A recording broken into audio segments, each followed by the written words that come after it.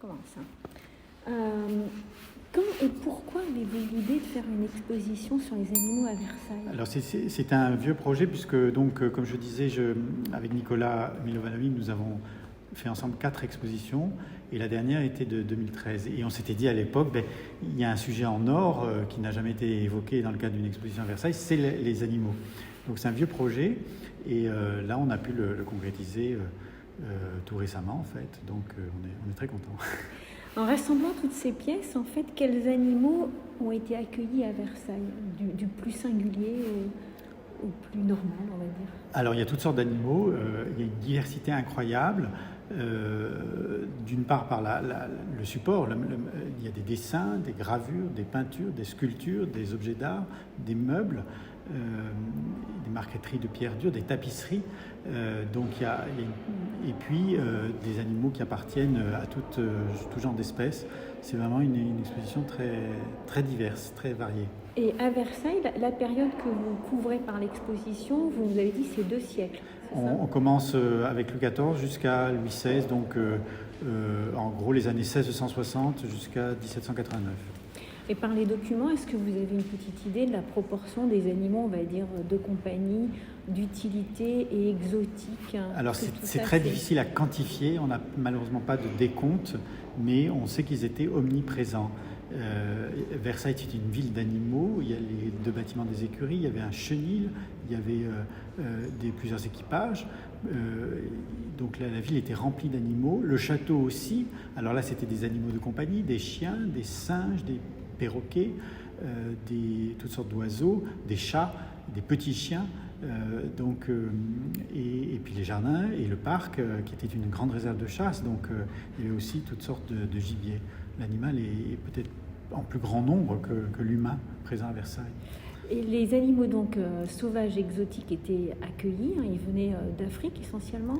Alors pour les animaux sauvages et exotiques, Louis XIV avait créé une ménagerie qui est donc un bâtiment qui était près du Grand Canal, sur le domaine, et qui a été construit par l'architecte Louis Levaux.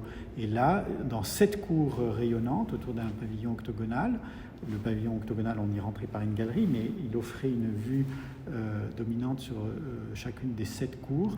Eh bien, on y avait rassemblé des animaux exotiques qui provenaient en effet d'Afrique, mais aussi d'Asie, et parce que Colbert avait mis en place tout un réseau d'approvisionnement en animaux qui effectue parfois de longs voyages et qui était ensuite hébergé à Versailles. On peut dire que Versailles, c'était le premier zoo français? Alors non, il y a déjà eu des ménageries avant, et il y a eu d'autres ménageries d'ailleurs qu'à Versailles. Il y en avait une à Chantilly, chez le prince de Condé, il y en a eu une à Vincennes, et puis il y en a eu aussi avant, au début du XVIIe siècle et au XVIe siècle. Mais Versailles, c'est sans doute la plus grande et la plus originale par sa conception en cours, un petit peu une vision déjà, une idée de classer les animaux. Alors, selon leurs espèces, on n'en est peut-être pas encore là, mais déjà selon les affinités. Et est-ce qu'il n'y avait que la cour qui avait accès à cette ménagerie, ou alors est-ce que les Versaillais, tous les Versaillais y avaient accès? Alors, c'était en effet ouvert à la cour, c'était un lieu de prestige où on emmenait les ambassadeurs, les diplomates, pour les émerveiller, mais c'était un lieu qu'on visitait assez facilement quand on était Versaillais ou d'ailleurs, on pouvait venir de Paris, de province. Et par exemple, le poète La Fontaine, qui n'est pas un homme de cour, qui était même plutôt assez mal vu à la cour, eh bien, a pu visiter la ménagerie et en a livré une description très intéressante. Et vous parlez justement de La Fontaine dans le labyrinthe. Les œuvres étaient illustrer les fables de La Fontaine. Alors, le Bosquet du Labyrinthe illustrait les fables, mais pas celles de La Fontaine, c'est les fables d'Ésope, le fabuliste antique. Parce qu'en fait, La Fontaine, comme je disais, n'était pas bien vu à la cour. Il était en disgrâce parce qu'il avait été trop lié à Fouquet, et puis surtout, il avait publié les contes qui avaient beaucoup déplu à Louis XIV. Louis XIV s'est même opposé à son élection à l'Académie française. Donc il ne faisait pas référence. C'est au XVIIIe plutôt après Louis XIV qu'il est entré dans l'univers de la cour par ces fameuses fables qu'il avait dédiées au fils de Louis XIV. Mais le Bosquet du Labyrinthe, lui, s'est inspiré des fables d'Ésope. Alors certaines des fables d'Ésope ont été illustré par La Fontaine. Donc il y a une communauté, mais c'est plus un cousinage qu'une filiation. Voilà. D'accord. Dans l'exposition, il n'y a pas la ferme du hameau de la Reine.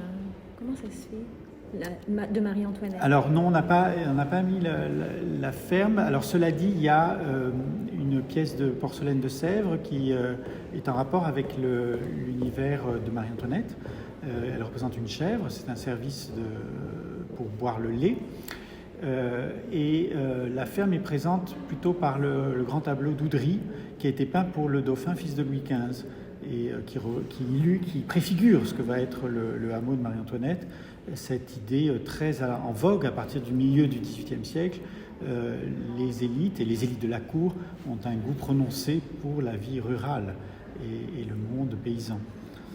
Et c'est la Révolution française qui va mettre un terme aux animaux à Versailles? Les animaux de Versailles sont transférés à la Révolution au Muséum d'Histoire naturelle à Paris et la ménagerie est fermée à ce moment-là. Elle est en désuétude et elle va d'ailleurs commencer à être détruite dès le début du XIXe siècle. Et aujourd'hui, que reste-t-il des animaux à Versailles, au château de Versailles? Alors aujourd'hui, le château de Versailles est un musée, donc les animaux ils sont interdits, sauf les chiens d'aveugles. Mais il y a des animaux pourtant dans le parc. Alors dans le parc, oui, il y a des animaux, dans les jardins aussi, oui. Et il y a des cygnes, il y a des moutons, mais c'est très très peu au regard de tout ce qui pouvait s'y trouver sous l'Ancien Régime. Et il y a des carpes encore. C'était le il y a poisson des carpes, préféré oui. Mais alors, oui, les carpes au hameau. Et puis dans les bassins, c'est très utile les carpes parce que ça mange les algues, les micro-organismes. Donc ça assainit les bassins. Et alors la dernière question, c'est justement, il y a une partie qui est réservée à la vision de l'animal, en tout cas à la cour, et qui s'oppose complètement à la vision cartésienne de l'animal machine. Vous pouvez nous développer un peu ?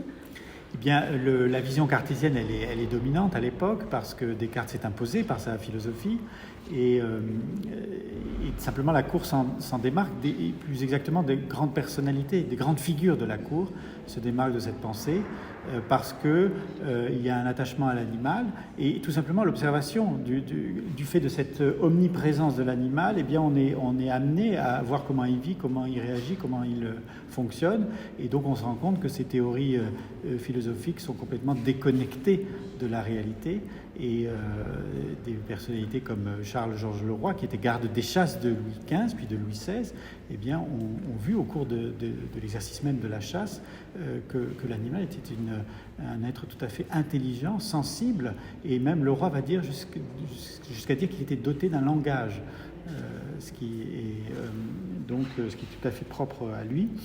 Et non seulement il le dit, mais il le publie dans ses lettres sur les animaux à partir de 1761. Et donc ça fait que l'univers versaillais se démarque de cette pensée dominante et il le fait à la faveur de son observation. Et qui est la pensée d'aujourd'hui. Donc en ce sens, le château de Versailles, la royauté était assez moderne dans sa vision de l'animal. En tout cas, ça rejoint celle qu'on a aujourd'hui. Oui, tout à fait. Alors aujourd'hui, malheureusement, la pensée cartésienne est encore, on peut dire, dominante, même si mais les mouvements d'aujourd'hui... Oui, les mouvements se font entendre et se font voir, mais malheureusement, l'exemple de la façon de l'élevage industriel montre que malheureusement cette théorie est encore bien en vigueur.